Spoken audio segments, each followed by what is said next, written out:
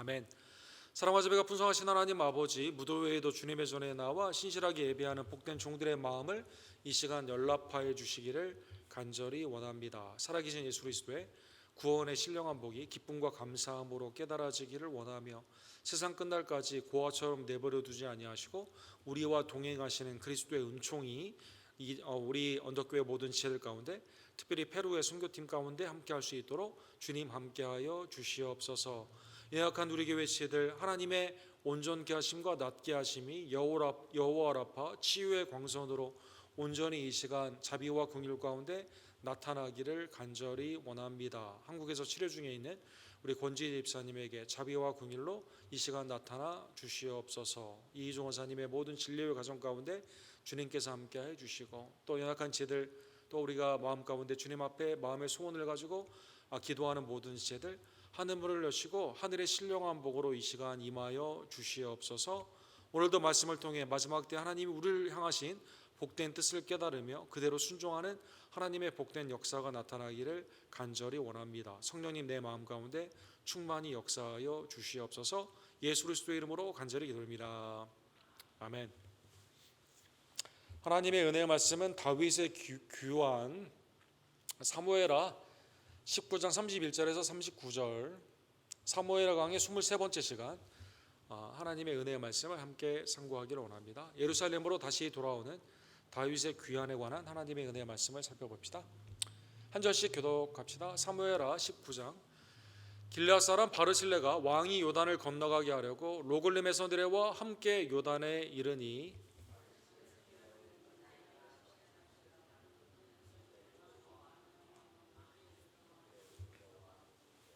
왕이 바르실레에게 이르되 너는 나와 함께 건너가자. 예루살렘에서 내가 너를 공개하리라.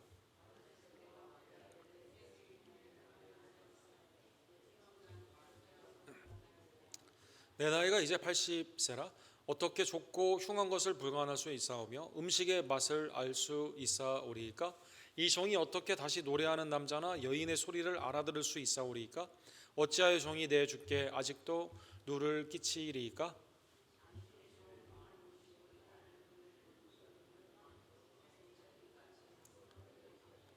청컨대 당신의 종을 돌려보내소서. 내가 내 고향 부모의 묘 곁에서 죽으려 하나이다. 그러나 왕의 종 김함이 여기 있사오니 청하건대 그가 내 주 왕과 함께 건너가게 하시옵고 왕의 처분대로 그에게 베푸소서 하니라.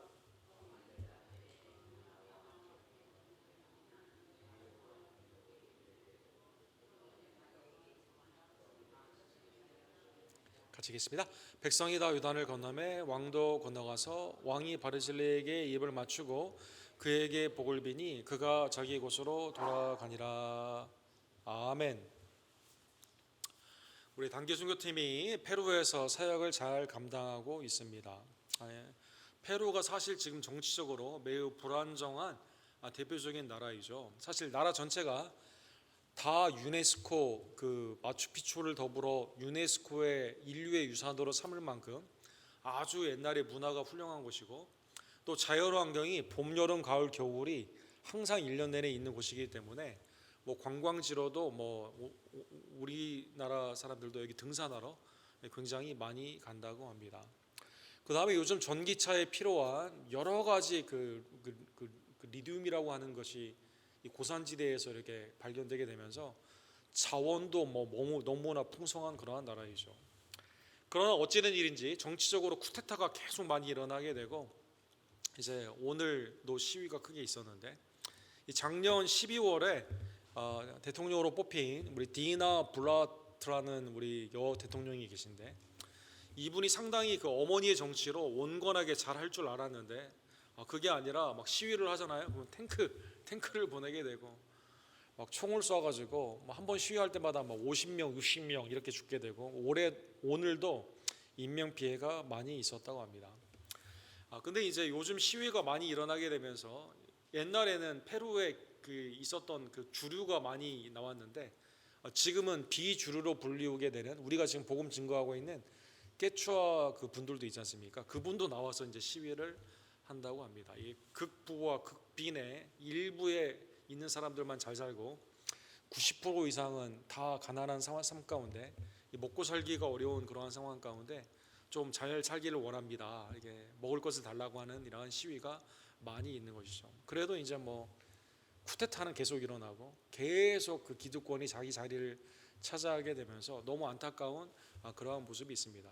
정권이 너무 자주 다 바뀌다 보니까 이상한 현상들이 일어나게 되는데 이 공무원들이 그냥 자기 걸 챙기게 되는 거죠. 그래서 뭐 이 서류 하나 떼려고 그러면 우리나라 옛날처럼 돈이 막대하게 들어가게 되고 이 군인이나 공무원들이 어떻게 자기의 권세를 가지고 백성들을 학대하는 그러한 모습으로 나아가는 것을 볼 수가 있습니다. 예나 지금이나 이 정권이 인간의 부패 가운데 타락하게 되면 이렇게 국민들이 살기가 어려운 그러한 것을 우리가 보게 되는 것이죠.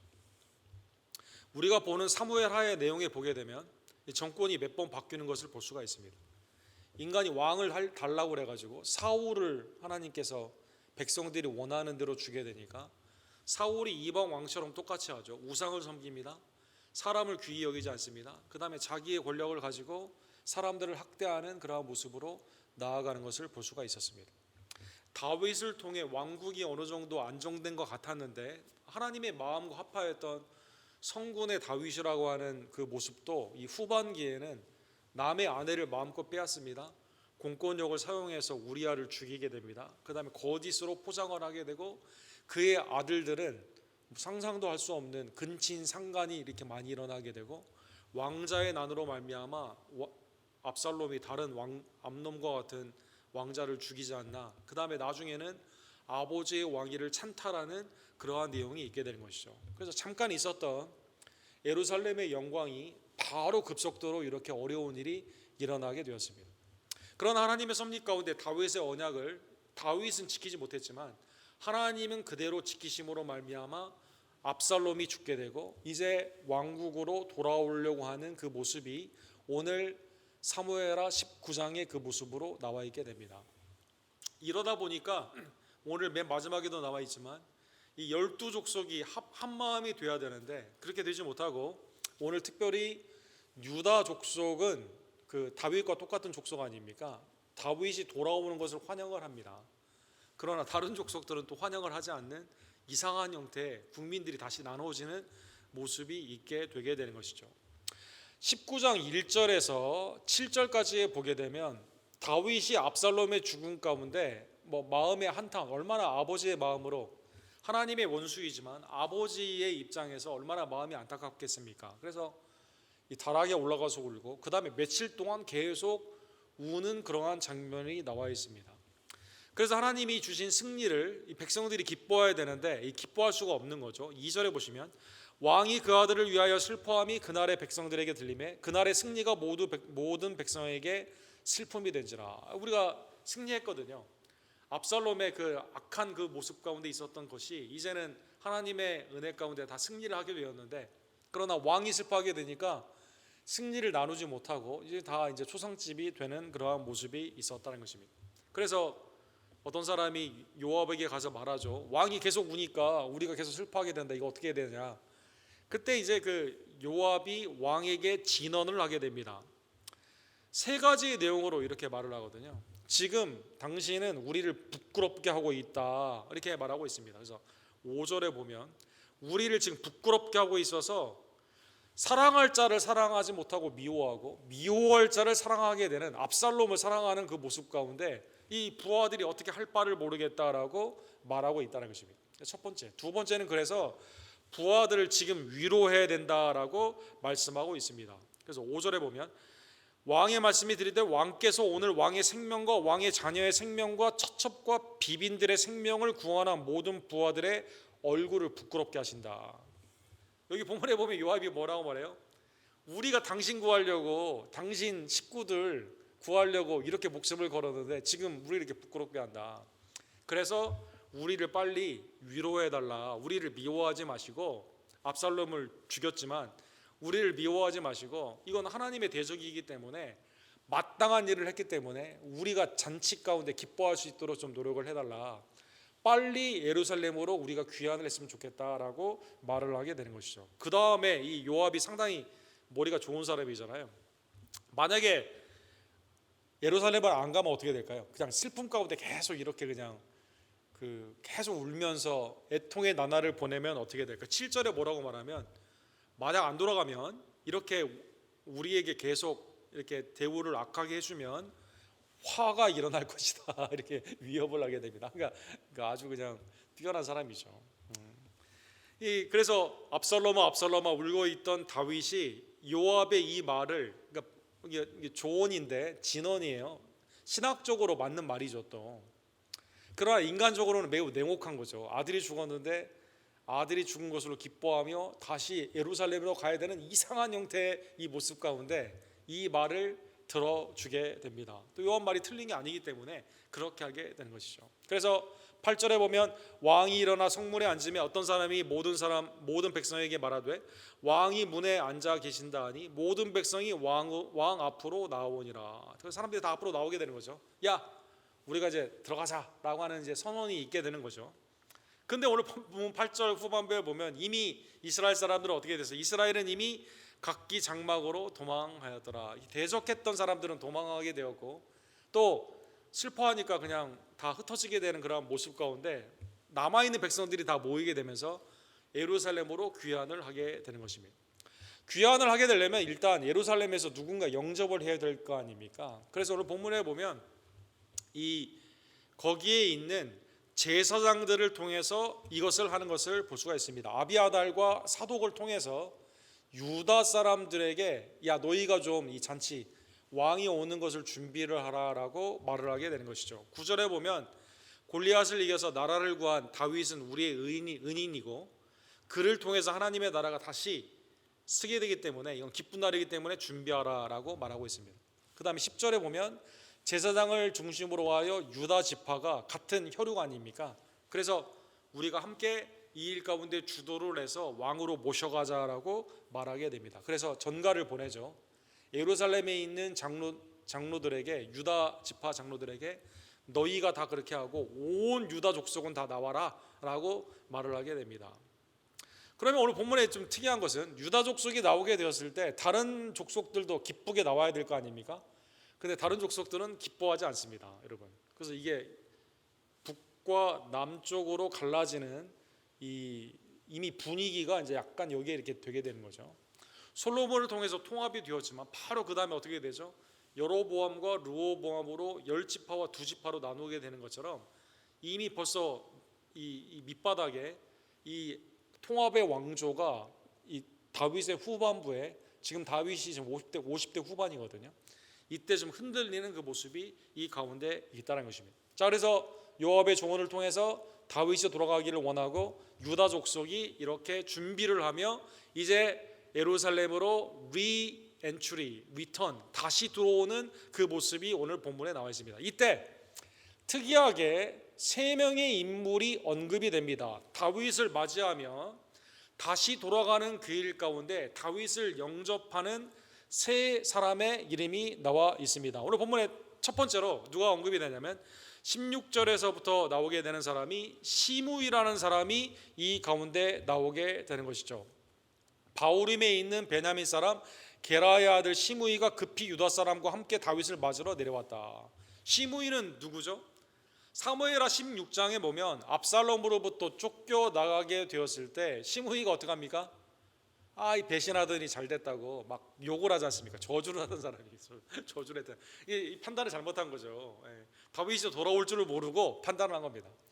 그 다음에 막 돌을 던지면서 비탈길에서 막 계속 끝까지 강을 건너는 그때까지 막 계속 욕을 하며 쫓아갔던 사람이죠. 시므이가 그런데 딱 보니까 다윗이 돌아오게 된 겁니다. 야, 우리 인생이 갑일 때가 있고 내가 갑일 때 을에게 갑질을 했어요. 그래야 우리의 인생이 뒤바뀌게 되는 거죠. 이 사람이 갑이 되고 내가 을이 되는 역전이 이상한 일들이 많이 일어나게 되는 거죠. 내가 이 사람을 도와주는 위치에 있었을 때 막 학대를 했는데 다시 돌아가가지고 이 사람한테 구걸을 해야 되는 그러한 상황이 있다는 것입니다. 시므이가 오늘 본문에 보면 이 왕이 돌아오게 되니까 어떡합니까? 오늘 본문에 보면 그래서 살려달라고 용서를 빌게 됩니다. 그때에도 다윗이 그랬죠. 이 다윗의 부하들은 이거 죽이자고 말을 했죠. 시므이를 죽이자고 했지만 다윗은 뭐라고 말합니까? 하나님이 이 사람을 통해서 말할지도 모른다. 아니 내 자식도 지금 내 왕권을 차지하면서 나를 지금 적으로 만들고 죽이려고 하는데 나를 저주하는 이 사람에게 내가 왜 죽이겠냐, 그냥 놔둬라, 이렇게 말을 하지 않았습니까? 이제 시므이가 이제 본문에 보면 회개하는 모습으로 나오는 것을 볼 수가 있습니다. 19절에 보면 자기가 잘못했다는 것을 깨닫고 죄 용서함을 구하는 것을 볼 수가 있습니다. 원하건대 내게 죄를 돌리지 마옵소서. 내 주 왕께서 예루살렘에서 나오시던 날에 종의 패역한 일을 기억하시며 왕의 마음에 두지 마옵시고, 그래서 패역한 일 마음 가운데 두지 마시고 용서해 달라라고 말하여 주게 되는 것입니다. 왕의 종 내가 범죄한 줄 알았사오니, 20절에 보면 죄를 회개하죠. 내가 먼저 내려와서 내 주 왕을 영접하나이다. 내가 잘못했기 때문에 제일 먼저 나와서 영접합니다라고 말해야 됩니다. 이때 아비새라는 다윗의 종이 그 군대 장관이죠. 이 사람이 죽여야 됩니다라고 말하게 됩니다. 이때 다윗이 뭐라고 말하죠? 22절과 23절에 보면 오늘 어찌하여 이스라엘 가운데서 사람을 죽이겠느냐? 내가 오늘 이스라엘의 왕이 된 것을 내가 알지 못하리요? 그리고 본문에 보면 내가 왕으로 첫 번째 하는 일이 내 백성을 죽이면 되지 않는다. 다윗이 지금 어떻게 하기를 원해요? 자기를 저주했던 자를 용서하여 준다는 것입니다. 인간의 생각 가운데는 원수를 갚아야 되는 게 맞아요. 이 스루아의 아들 아비새의 말이 맞습니다. 시므이도 그걸 알아요. 그러나 왕으로서 하는 일이 뭡니까? 용서하는 그것으로 이 다윗이 이 가운데 용서하여 준다는 것입니다. 왕이 시므이에게 이르되 내가 죽지 아니하리라고 그에게 맹세하니라. 그래서 이 맹세가 되어 나중에 솔로몬이 왕이 되었을 때 시므이가 예루살렘에서 거하면서 살게 되는 축복을 누리게 되는 것이죠. 그러다가 이제 예루살렘을 떠나게 되면서 나중에 심판을 받긴 하지만 어쨌든 다윗 왕이 자기의 권세를 통해서 사람을 이 컨덴네이션 정죄하고 심판을 내리는 역할로 쓰지 않고 무엇으로 사용했습니까? 하나님의 은혜와 자비 헤세드로 말미암아 선대하는 것으로 사용을 했다는 것입니다. 이 사람이 첫 번째 시므이입니다. 두 번째, 오늘 본문에 보면 두 번째로 나타난 사람이 있습니다. 이 사람의 이름은 무비보셋입니다. 무비보셋은 누구의 아들이죠? 요나단의 아들이죠.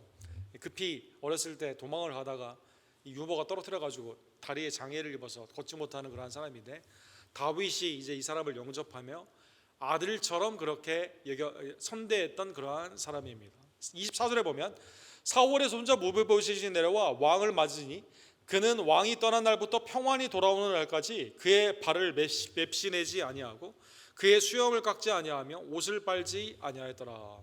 다윗이 떠난 후에요, 자기의 외적인 미관을 전혀 신경 쓰지 않고 다윗이 안전하게 돌아오기만을 바라며 마치 이 망국의 한이 있는 것처럼 다윗이 떠난 예루살렘은 아무런 의미가 없는 것처럼 그렇게 겸허하게 왕을 기다리며 살았다는 것입니다. 이 내용은 다윗이 알고 있는 내용과 상당히 다르죠. 사무엘하 16장에 보면 다윗이 쫓김을 당하게 되었을 때 무비보셋의 신하가 있죠. 시바라는 사람이 있습니다. 이 사람이 음식을 가져오면서 이 다윗을 전송을 하는 그 모습이 있지 않습니까? 이때 다윗이 물어보죠. 야, 내 주인 어디 있냐라고 물어보게 됩니다. 사무엘하 16장 3절에 보면 내 주인의 아들은 어디 있냐, 요나단의 아들은 무비보셋은 어디 있냐 물어보게 되죠. 이때 시바가 이렇게 말합니다. 예루살렘에 있는데 그가 말하기를 이스라엘 족속이 오늘 내 아버지의 나라를 내게 돌리라 하였나이다. 그죠? 아니 그럴 일은 없지 않습니까? 사울의 가문으로 어떻게 왕이 돌아가게 됩니까? 압살롬이 왕권을 차지하게 됩니다. 이렇게 말했으면 이해가 되지만 시바가 여기에서 이게 내용을 트위스트를 해가지고 사울의 왕국으로 다시 돌아가기를 원합니다. 이렇게 말을 했다는 것이요. 이때 다윗이 어떤 판단을 내리죠? 이때 지금 막 쫓긴 가운데 온전한 판단을 하기가 좀 어려웠고 또 시바가 그렇게 말을 하니까 이 사람 말이 맞는 것 같거든요. 그래서 뭐라고 말하죠? 야, 무비보셋에게 줬던 거 재산, 땅 그냥 너 가져 이렇게 말하게 되죠. 근데 알고 보니까 오늘 보면 24절에 보니까 이 사람 초췌하게 나를 오는 걸 기다렸다는 것입니다. 다윗이 이것을 그래서 판단이 이제 다시 쓰게 되는 거죠. 자, 순서를 보시게 되면 무비보셋에게 아들처럼 선대했습니다.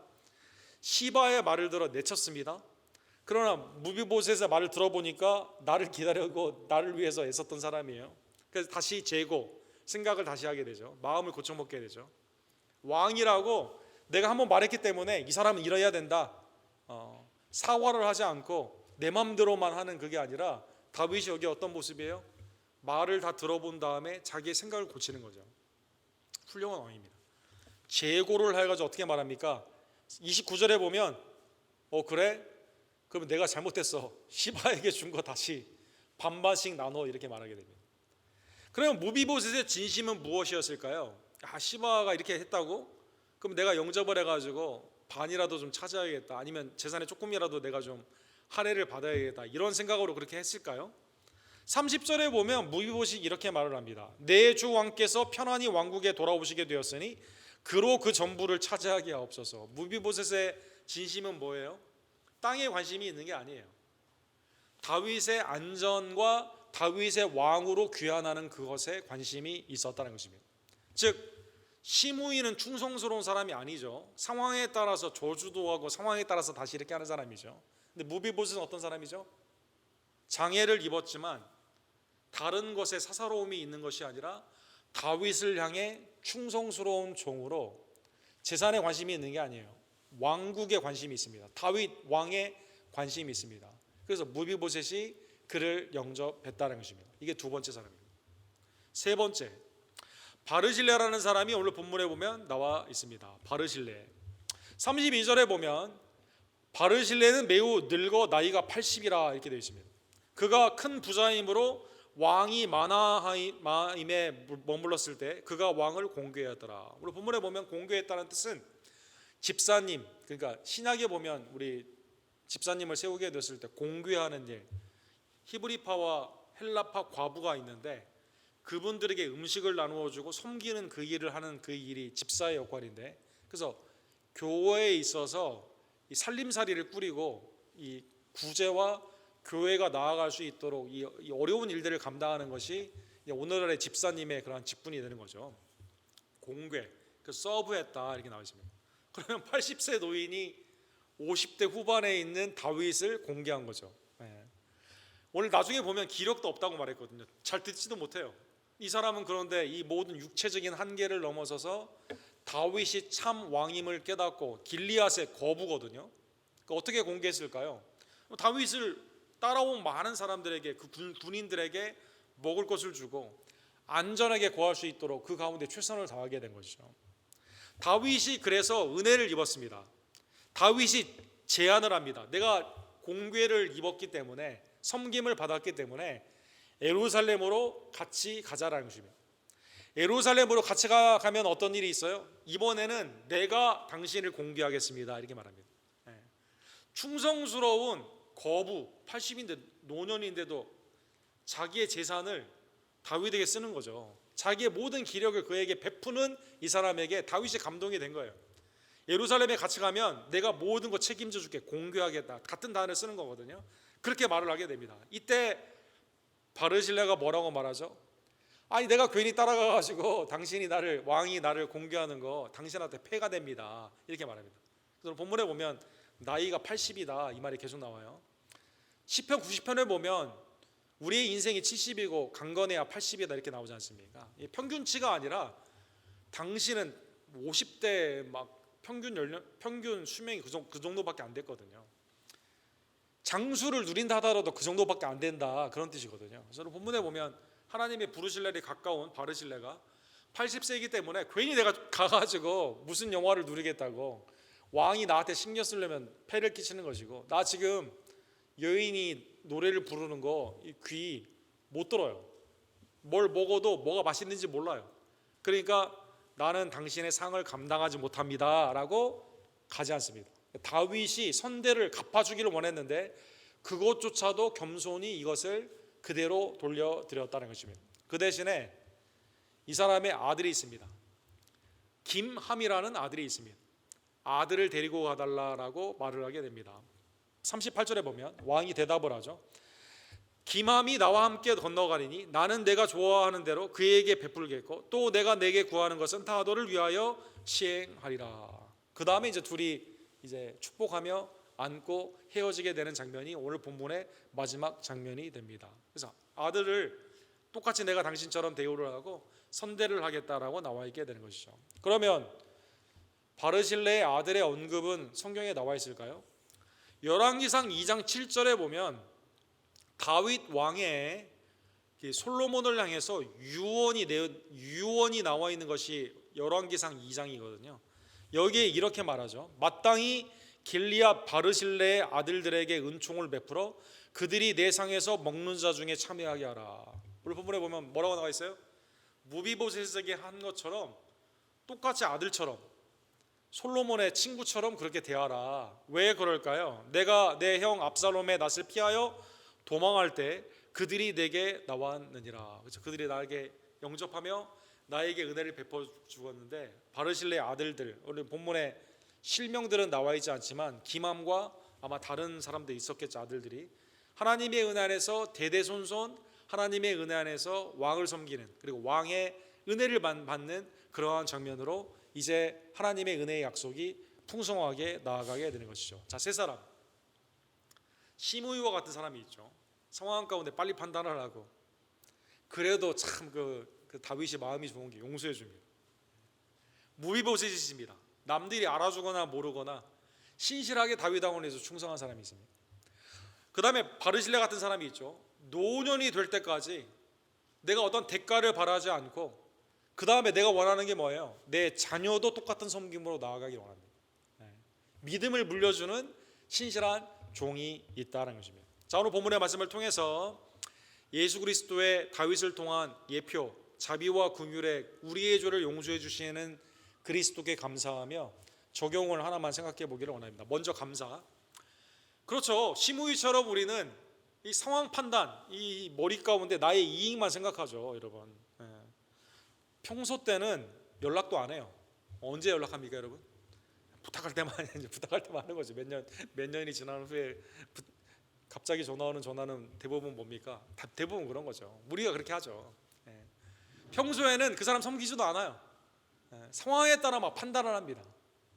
하나님이 우리에게 주신, 이미 하나님의 형상과 모형으로 창조하시고 우리에게 주신 분복의 은혜가 수없이 많지만 언제 우리는 주님을 찾게 돼요? 간절하게 나에게 지금 어려운 형편이 생길 때만 주님을 찾는 그런 모습이 우리에게 있는 거죠. 시므이와 똑같다는 것입니다.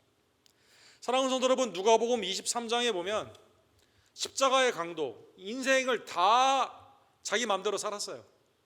십자가에서 자기의 죄값으로 죽게 됩니다. 한 강도는 끝까지 주님을 비방하죠.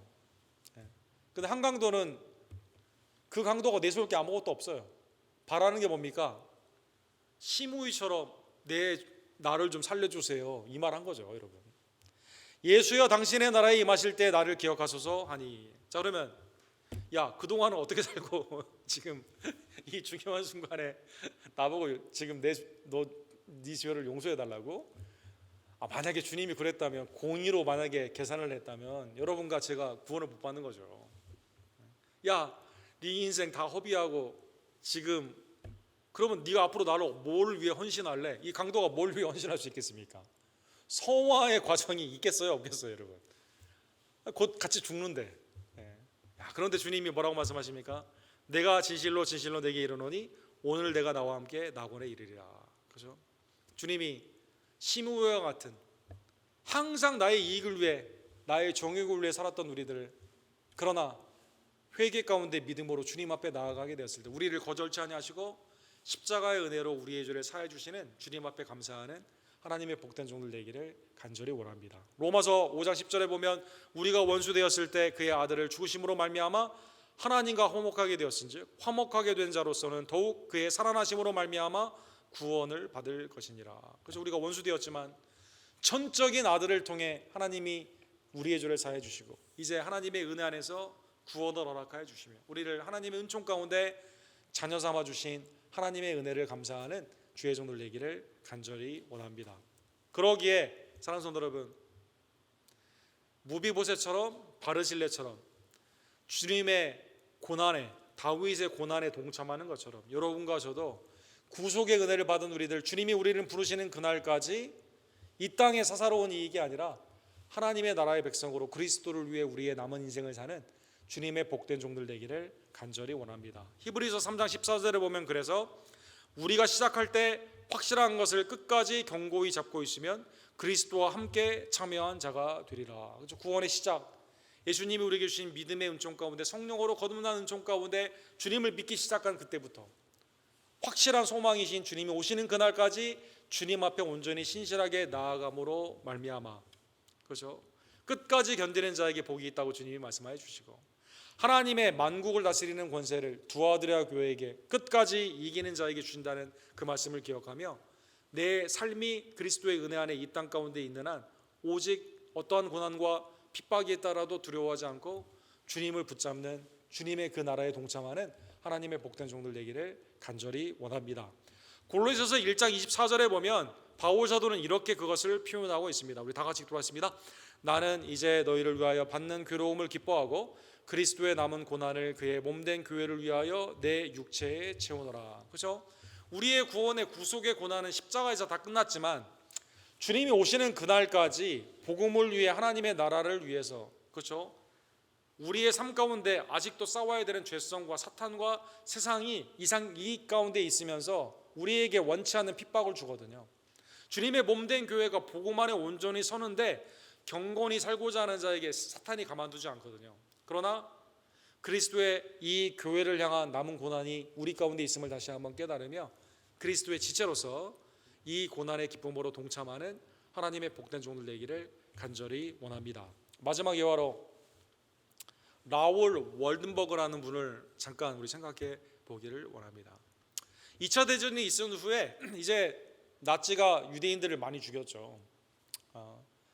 이 나치가 무서워가지고요, 당시에 여러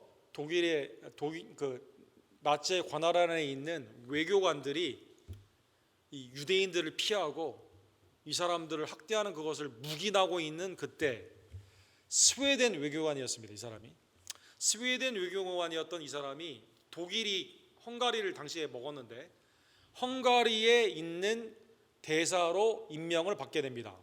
1993년부터 5년까지 전쟁이 끝날 때까지 거기에 있게 되는데 거기에 있게 됩니다.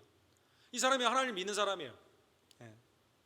하나님 믿는 사람인데 너무 억울하게 사람들이 많이 죽는 겁니다. 유대인들이. 그래서 이 사람이 어떻게 했을까요?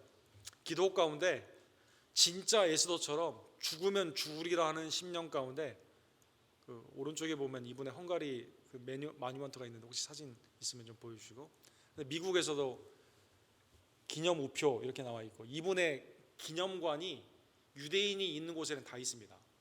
미국에도 3군데나 있습니다. 전 세계에 뭐 몇백 군데 있는데 이분이 그래서 스웨덴으로 입국을 하는 패스포드를 찍어주기 시작합니다. 헝가리에서. 그래서 이제 헝가리에서 스웨덴으로 탈출할 수 있고 다른 나라로 탈출할 수 있는 수많은 일을 2년여 동안 하게 되었는데 이 증서, 오늘날에 이 다큐멘터로 남아있는 것만 최소 4,500명이 이분 때문에 살게 되었어요. 그 다음에 이스라엘 정부에서 이 패스포드를 통해서 식구들이나 다른 간접적으로 산 사람까지 보게 되니까요 10만 명 이상 이 사람 때문에 살아났습니다. 10만 명. 쉰들러라는 사람이 굉장히 유명한 사람이 있고 이 사람은 잘 알려지지 않았는데 라울 월든버그를 통해서 하나님의 세상에 그것을 두려워하지 않고 하나님 편에서 일했던 이 사람을 통해서 이렇게 많은 사람들이 살게 되는 축복을 받게 된 거죠. 이분의 인생이 또 특이한 게 1945년도에 실종이 됐습니다. 지금도 어디에서 돌아가셨는지 몰라요. 희한하죠.